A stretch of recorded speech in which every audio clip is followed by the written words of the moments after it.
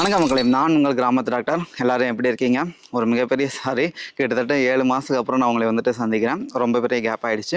இன்றைக்கி பதிவில் நம்ம எதை பற்றி பார்க்க போகிறோம் அப்படின்னா, கால்நடையில் நம்ம எந்த பண்ணை வச்சா சூப்பராக இருக்கும் அப்படின்னு சொல்லிட்டு யார்கிட்ட போய் கேட்டாலும் பெரும்பாலானோர் சொல்லக்கூடிய ஒரு பதில் வந்துட்டு ஆட்டு பண்ணை தொழில் தான். உண்மையிலே இந்த ஆட்டு பண்ணை தொழில் அந்த அளவுக்கு பல மடங்கு லாபம் கொடுக்குதா? இதுக்குள்ளே என்ன தான் நடக்குது? புதுசாக உள்ளவரங்க என்னென்ன விஷயங்களை முக்கியமாக வந்துட்டு கவனிக்கணும். இதுலேயும் ஒரு சிலராக நஷ்டம் அடைஞ்சிருக்காங்க. அவங்க எதனால் நஷ்டம் அடைஞ்சிருக்காங்க அப்படின்றத பற்றி எல்லாமே தெளிவாக நம்ம ஒவ்வொரு பதிவாக இந்த ஆட்டு பண்ணை சீரியஸில் வந்துட்டு பார்க்க போகிறோம். ஏன்னா ஒரே பதிவில் அரை மணி நேரத்தில் 1 மணி நேரத்தில் நம்ம இந்த ஆட்டு பண்ணையை பற்றி எக்ஸ்பிளைன் பண்ண முடியாது. ஸோ அதுக்காக தான் ஆட்டு பண்ணை சீரியஸ்னு ஒன்று ஸ்டார்ட் பண்ணியிருக்கோம். ஸோ இந்த ஆட்டு பண்ணை சீரியஸில் அடுத்தடுத்த வீடியோஸை நீங்கள் ரெகுலராக பார்க்க மறக்காமல் நம்ம சேனலை சப்ஸ்கிரைப் பண்ணி அந்த பெல் ஐக்கனை கிளிக் பண்ணிக்கோங்க. கூடவே டெய்லியும் சின்ன சின்ன இன்ஃபர்மேஷன்ஸை தெரிஞ்சுக்க நம்ம யூடியூப் ஹோம் பேஜில் போனீங்கன்னா ஒரு வாட்ஸ்அப் லிங்க் இருக்கும். அதில் போய் நம்ம வாட்ஸ்அப் பேஜ் வந்துட்டு ஜாயின் பண்ணிக்கோங்க. இன்றைக்கான பதிவுக்குள்ள நம்ம போகலாம்.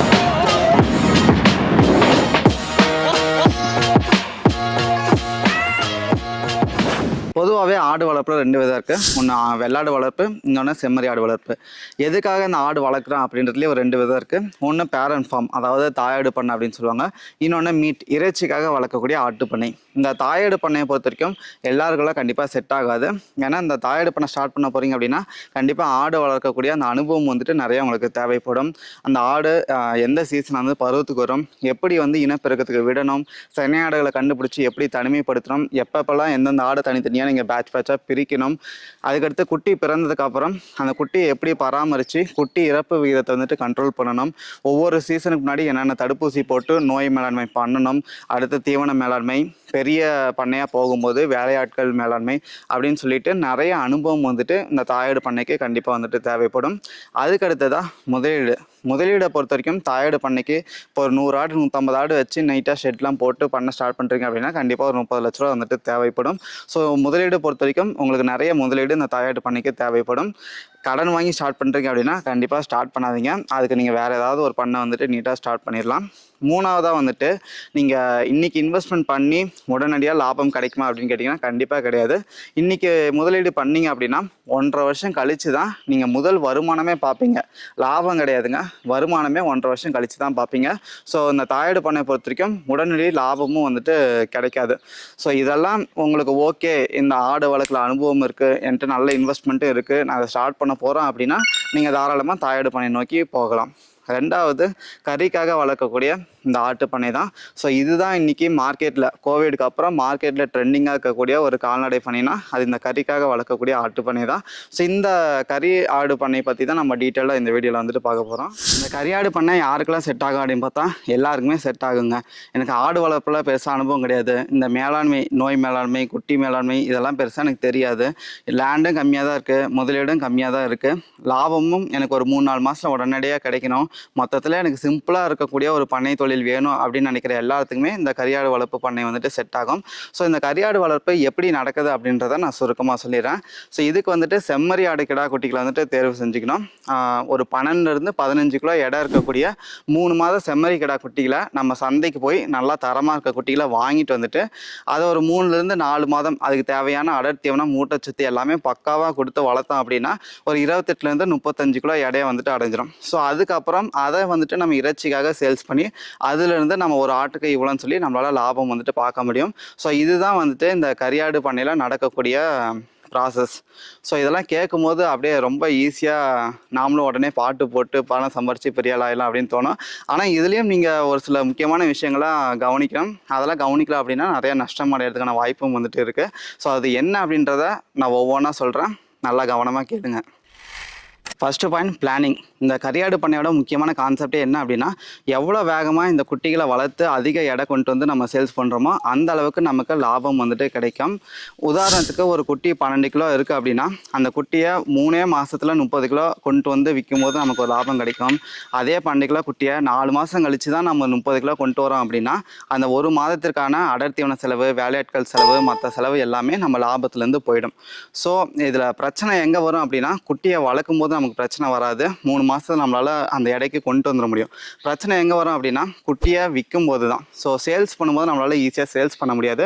ஸோ நீங்கள் பிளான் பண்ணும்போது என்ன பண்ணணும் அப்படின்னா தீபாவளி, பக்ரீத், ரம்ஜான் இந்த மாதிரி இறைச்சிகள்லாம் அதிகமாக தேவைப்படக்கூடிய பண்டிகைகளை டார்கெட் பண்ணி அந்த பண்டிகைகள்லேருந்து ஒரு 4 மாதத்திற்கு முன்னாடி நீங்கள் குட்டிகளை பர்ச்சேஸ் பண்ணி வளர்க்க ஆரம்பிக்கணும். ஸோ அப்படி பண்ணும்போது உங்களால் குட்டிகளை ஈஸியாக வந்துட்டு சேல்ஸ் பண்ண முடியும். ஸோ இதெல்லாம் பிளான் பண்ணாமல் நீங்கள் ஏதோ ஒரு டைமில் குட்டியை வாங்கி வளர்த்துக்கிட்டே இருந்தீங்க அப்படின்னா உங்களோட லாபம் வந்துட்டு கம்மியாயிடும். வேணா நீங்கள் கேட்கலாம், எக்ஸ்ட்ரா 2 மாதம் வளர்த்தா என்ன ஆக போகுது அப்படின்னு சொல்லிட்டு. ஒரு 3 மாதத்தில் 30 கிலோ இடம் வந்துருச்சு அப்படின்னா நீங்கள் 4வது மாதம் 5வது மாதம்லாம் வந்துட்டு அதுக்கு கொடுக்கக்கூடிய அடர்த்தீவனத்தோட அளவு வந்துட்டு அதிகரிக்கும். அது மட்டும் இல்லாமல் முதல் 3 மாதத்தில் 6 கிலோ 7 கிலோ இடம் வந்துட்டு கூடியிருக்கும். ஆனால் மாதம் அதிகரிக்க என்ன ஆகும் அப்படின்னா அந்த வளர்ச்சி விகிதம் வந்துட்டு குறைஞ்சிரும். ஒரு மாதத்துக்கே 3 கிலோ 4 கிலோ எடை தான் அதிகரிக்கும். அது சாப்பிட்றதும் வந்துட்டு அதிகமாகிடும். ஸோ உங்களோட செலவு அதிகமாகிடும், லாபம் வந்துட்டு கம்மியாயிடும். ஸோ முடிஞ்ச வரைக்கும் வாங்கி 3 மாதம் 4 மாதம் நல்லா சூப்பராக தீனிலாம் போட்டு சீக்கிரமாக எடையை கொண்டு வந்து விற்றீங்க அப்படின்னா சூப்பராக லாபம் வந்துட்டு உங்களுக்கு கிடைக்கும். செகண்ட் பாயிண்ட், குட்டிகளை தேர்வு செய்கிறது. இந்த பண்ணை தொழிலோட அஸ்திவாரமே வந்துட்டு தரமான குட்டிகள் தான். தயவு செஞ்சு இந்த குட்டிகளை வாங்குறதுல எந்த ஒரு காம்ப்ரமைஸும் தயவு செஞ்சு பண்ணாதீங்க. அப்படி காம்ப்ரமைஸ் பண்ணுற மாதிரி இருந்துச்சுன்னா தயவுசெய்து இந்த பண்ணை தொழிலுக்கு வரவே வராதிங்க. ஏன்னா ஒரு 12 கிலோ இடம் இருக்கக்கூடிய செம்மறி கிடா குட்டி எப்படியும் 9,000லேருந்து 10,000 ரூபாய் வந்துட்டு வரும். 500,000 சேர்த்து போனாலும் இந்த குட்டிகளுக்கு முதலீடு பண்ணுறதுல எந்த ஒரு காம்ப்ரமைஸும் பண்ணாதீங்க. சேர்த்து கொடுத்து வாங்குங்க. வேணா இதில் நீங்கள் பண்ணுற முதலீடு தான் உங்களுக்கு ஒரு தரமான லாபத்தை உங்களுக்கு வந்துட்டு எடுத்து கொடுக்கும். இதில் ஒரு 1000 2000 கம்மியாக கிடைக்குது அப்படின்னு சொல்லிட்டு தரமில்லாத குட்டிகளை வாங்கிட்டு வந்தீங்க அப்படின்னா நீங்கள் வளர்த்துக்கிட்டே இருக்க வேண்டியதான். அது 7-8 மாதம் ஆனாலும் 30 கிலோ எடை வராது. நோய் ஏதாவது வந்துச்சுனாலும் ஈஸியாக நோய் தாக்கப்பட்டு இறந்தும் வந்துட்டு போயிடும். தேர்ட் பாயிண்ட் வந்துட்டு நோய் மேலாண்மை.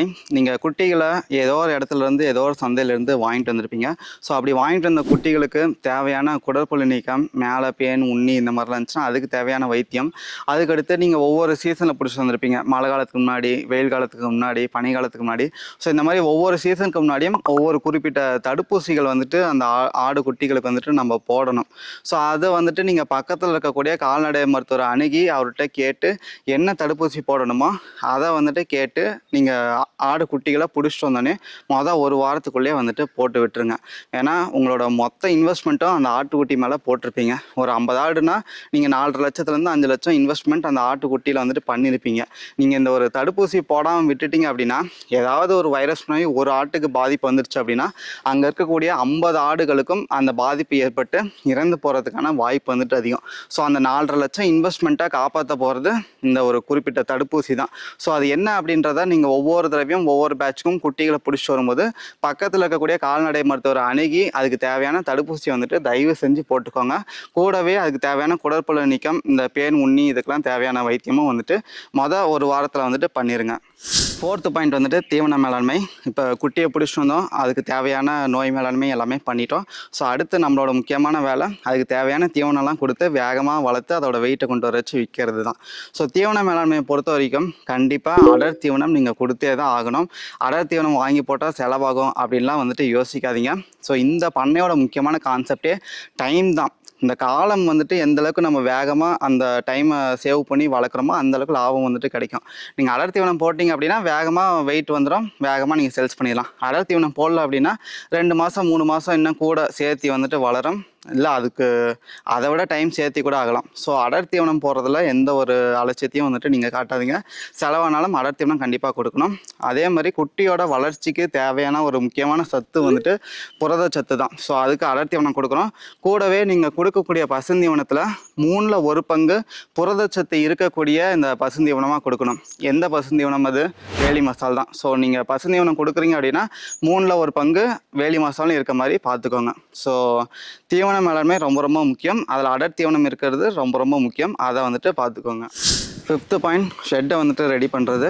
நீங்கள் ஒரு பேட்ச் விற்றதுக்கப்புறம் அடுத்த பேட்ச் புதுசாக உள்ளே கொண்டு வரதுக்கு முன்னாடி அந்த ஷெட்டை கம்ப்ளீட்டாக நீங்கள் க்ளீன் பண்ணி ரெடி பண்ணணும். நீங்கள் பொட்டாசியம் பெர்மேண்ட் ஃபார்ம்லின் போட்டு ஃபியூமிகேஷன் பண்ணாலும் சரி, ஃப்ளேம் கன் வச்சு ரெடி பண்ணாலும் சரி, இல்லை ப்ளீச்சிங் பவுடர் வச்சு க்ளீன் பண்ணாலும் சரி, நீங்கள் அந்த ஆட்டு பண்ணைக்குன்னு எந்தெந்த இடங்களெல்லாம் பயன்படுத்திங்களோ ரூஃப் கொண்டு எல்லா இடங்களையும் கம்ப்ளீட்டாக க்ளீன் பண்ணிவிட்டு தான் அதுக்கு அடுத்து வரக்கூடிய பேட்சை புதுசாக உள்ளே கொண்டு வந்து விடணும். இது எதுக்காக பண்ணணும் அப்படின்னா நீங்கள் வளர்த்துக்கூடிய ஆடுகளில் ஏதாவது வைரஸ் நோய் தாக்கம் ஏற்பட்டு 4-5 ஆடுகள் இறந்து போயிருக்கலாம்.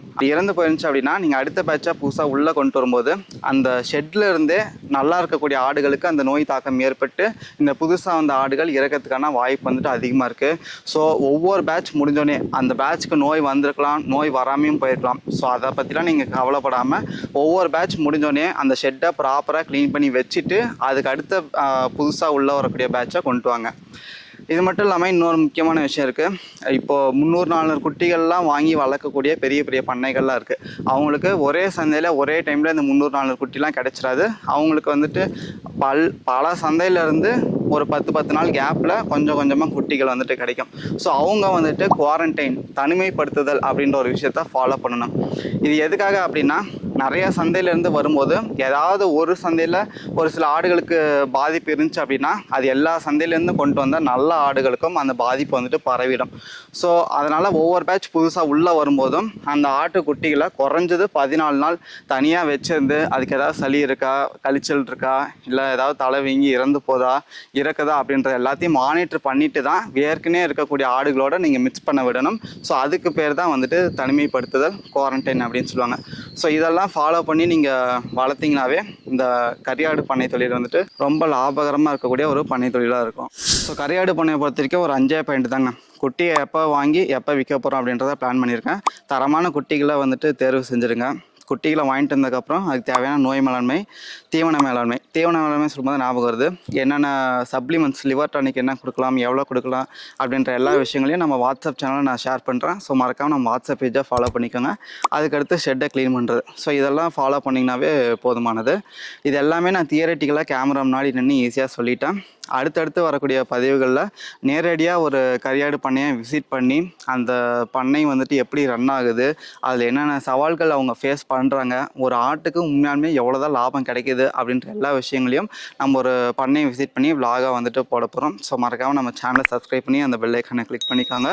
ஸோ மீண்டும் அடுத்த வீடியோவில் சந்திப்போம். அதுவரை உங்கள் கிராமத்து டாக்டர்.